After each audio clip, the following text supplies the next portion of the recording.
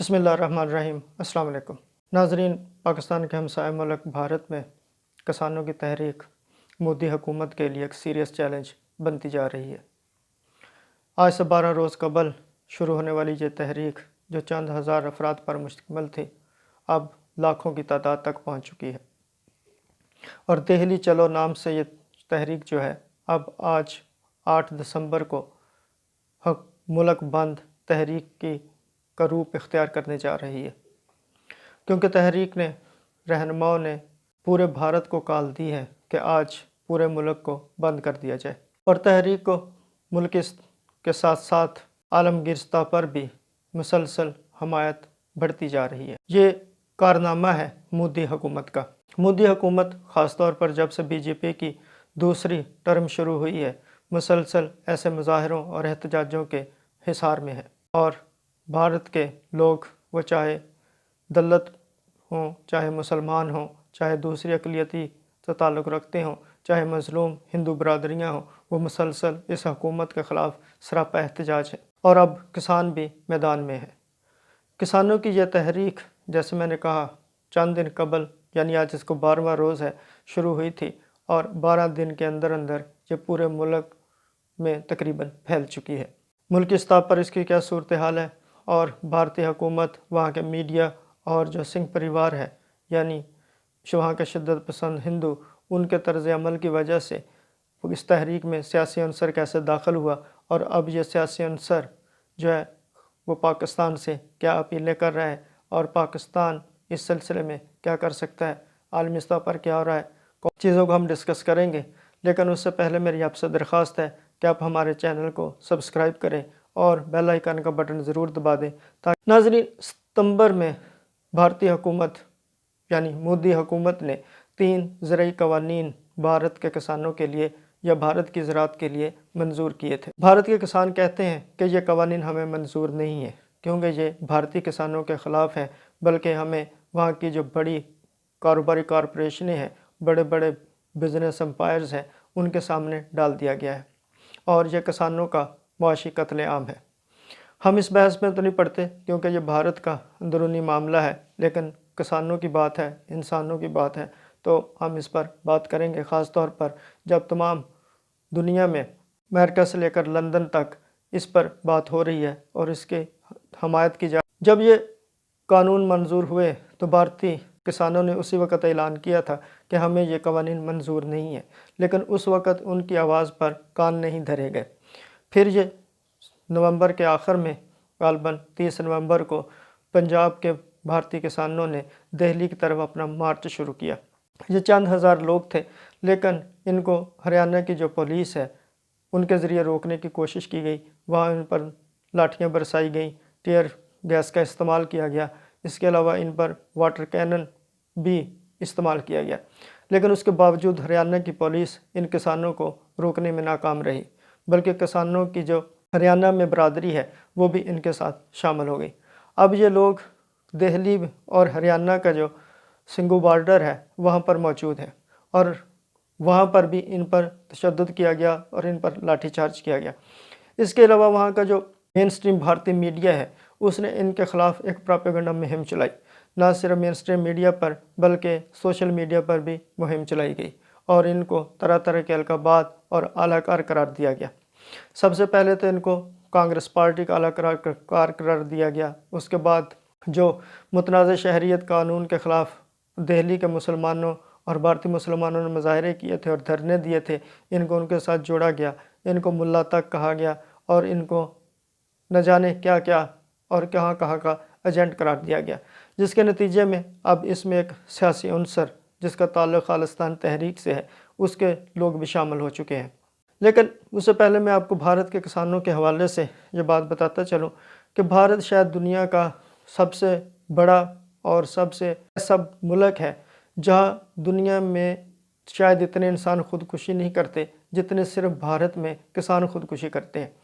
اس کا اندازہ اب یوں لگا لیں کہ پچھلے 16-17 سالوں میں بھارت میں 3.5 لاکھ کے قریب کسان جو ہیں وہ قرضوں کی مصیبت کی وجہ سے خودکشیاں کر چکے ہیں۔ یقیناً یہ وہاں کا ایک سنجیدہ ایشو ہے اور اس کو ماضی کی کسی بھی حکومت نے، اور اب تو ایک لمبے عرصے سے وہاں پر بی جے پی کی حکومت ہے، کسی نے ان کو حل کرنے کی کوشش نہیں کی۔ بلکہ جب بی جے پی کا پہلا ٹرم شروع ہوا اور بی جے پی نے حکومت بھائی مودی اقتدار میں آئے تو انہوں نے اپنے منشور میں اور اپنی تقریروں میں یہ کہا تھا کہ ہم بھارتی کسانوں کے قرضے معاف کر دیں گے۔ لیکن ابھی میں پڑھ رہا تھا کہ وہاں کے کسان لیڈر جو ہیں وہ کہہ رہے تھے کہ کسی کے 15 روپے معاف کیے گئے، کسی کے 20 روپے معاف کیے گئے، کسی کے 25 روپے معاف کیے گئے اور کسی کا تو یہ بھی نہیں کیا گیا۔ یعنی یہ وہاں کے کسانوں کے ساتھ ایک طرح سے مذاق ہی تھا۔ ان کا کہنا تھا کہ اگر دنیا کے کسی اور ملک میں یہ ہوا ہوتا تو اب تک ملک ہل گیا ہوتا، لیکن یہ بھارت ہے، یہاں پر کوئی چیز ٹس سے مس نہیں ہوئی۔ بلکہ مودی جو ہیں وہ اپنے ہی کئی باتوں سے مکر گئے ہیں، الٹا ہمیں یہ نئے قوانین منظور کر کے بڑے سرمایہ دار جو ہیں ان کے سامنے ڈال دیا گیا ہے۔ تو یہ وہ صورتحال ہے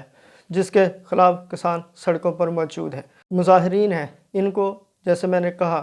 خالصتان کی تحریک کا ایجنٹ بھی کہا گیا، جس کا نتیجہ یہ نکلا کہ اب یہ کسانوں کی جو تحریک ہے یہ دن بدن پھیلتی چلی گئی اور اب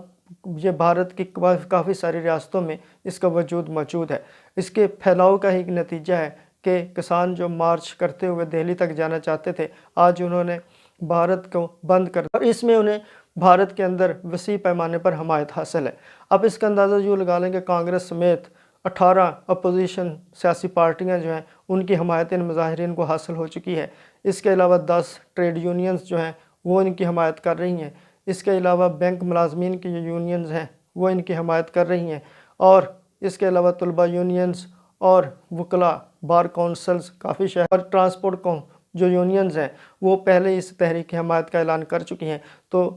نظر یہی 7 اور 8 دسمبر کی جو درمیانی شب ہے، ان کے درمیان اگر معاملہ طے نہ پائے تو پھر بھارت میں ہو سکتا ہے کہ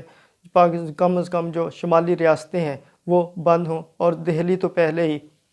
ایک حصار میں ہے اور کسانوں نے اس کا گھیراؤ کیا ہوا ہے۔ حکومت کے لیے ایک صورتحال یہ بھی ہے کہ کسان جو ہیں وہ کہیں ایک جگہ پر موجود نہیں ہیں، بلکہ جہاں جہاں سے آئے اور جدھر جدھر سے آئے وہاں کی سیکورٹی فورسز کو استعمال کر کے ان کو روک مقامات پر ہیں، اور ان کی تعداد لاکھوں میں ہے مجموعی طور پر۔ جیسے میں نے پہلے بتایا کہ پہلا پروپیگنڈا تو ان کو یہ کیا گیا جو ان کو سیاسی حمایت حاصل ہوئی کہ یہ کانگریس کے ایجنٹ ہیں۔ اس کے علاوہ ان کو کہا گیا کہ یہ خالصتان کی جو تحریک ہے، جس کو بھارتی جو اسٹیبلشمنٹ ہے یا وہاں کا جو حکمران طبقہ ہے اس نے بڑی سختی سے کچل دیا تھا 80s میں، اب اس کا ایجنٹ قرار دیا گیا اور اس کا ریوائول قرار دیا گیا۔ اس کے علاوہ ان کو مسلمانوں کا ایجنٹ قرار دیا گیا، حالانکہ یہ خالصتاً کسانوں کی کاز تھی، لیکن یہ وہ نتیجہ تھا جس کے نتیجے میں یہ سب لوگ پھر اس کے ساتھ ملتے چلے گئے۔ اور عالمی سطح پر سب سے پہلے کینیڈا کے وزیر اعظم، جہاں پر بھارتی سکھوں کی ایک بہت بڑی تعداد بستی ہے، انہوں نے اس تحریک کی حمایت کا اعلان کیا اور بھارتی حکومت کو مشورہ دیا کہ ان کسانوں کے ساتھ آپ مذاکرات کریں اور ان کے جائز مطالبات کو تسلیم کریں۔ بھارتی حکومت کو اس پر اعتراض ہوا، بلکہ ایک طرح کا بھارتی حکومت نے غصہ ظاہر کیا اور احتجاج کیا اور جسٹن ٹروڈو کو پیغام بھجوایا ان کے سفیر کے ذریعے کہ آپ ان معاملات میں مداخلت نہ کریں۔ لیکن اس کے بعد میدان میں آئے اور انہوں نے اس تحریک کی حمایت کا اعلان کیا۔ انہوں نے کہا کہ ہم کسی کے بھی احتجاج کے حق کی خلاف ورزی جو ہے وہ نہیں کر سکتے، تمام لوگوں کو اپنے مطالبات کے لیے احتجاج کا حق حاصل ہے اور اسی بھارتی کسانوں کے حق کی ہم حمایت کرتے ہیں۔ اس کے علاوہ بھارت کے جو لوگ ہیں انہوں نے امریکہ کے کئی شہروں میں کسانوں کے حق میں مظاہرے کیے۔ لندن میں بھارتی ہائی کمیشن کے سامنے مظاہرہ ہوا۔ اس کے علاوہ برطانوی شہروں میں مظاہرے ہو رہے ہیں۔ اس کے علاوہ آسٹریلیا، نیوزی لینڈ سے بھی کسانوں سے اظہار یکجہتی اور ان کے لیے ریلیاں نکالنے کی خبریں ہیں۔ اس کے علاوہ اقوام متحدہ کے جو جنرل سیکرٹری ہیں انطونیو گوترس، انہوں نے بھی کسانوں کے حق میں ایک بیان جاری کیا اور بھارتی حکومت کو مشورہ دیا کہ وہ ان کسانوں کے ساتھ مذاکرات کرے۔ لیکن اب مودی حکومت جو پہلے 5 دور مذاکرات کے ان لوگوں کے ساتھ مکمل ہو چکے ہیں، لیکن جو نتیجہ خیز نہیں ہوئے، اور بھارتی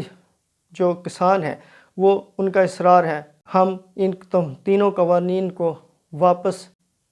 لینے تک واپس نہیں جائیں گے، جبکہ بھارتی حکومت نے اندیا دیا تھا کہ وہ ان قوانین کی چند دفعات میں تبدیل کر دیتی ہے، کیونکہ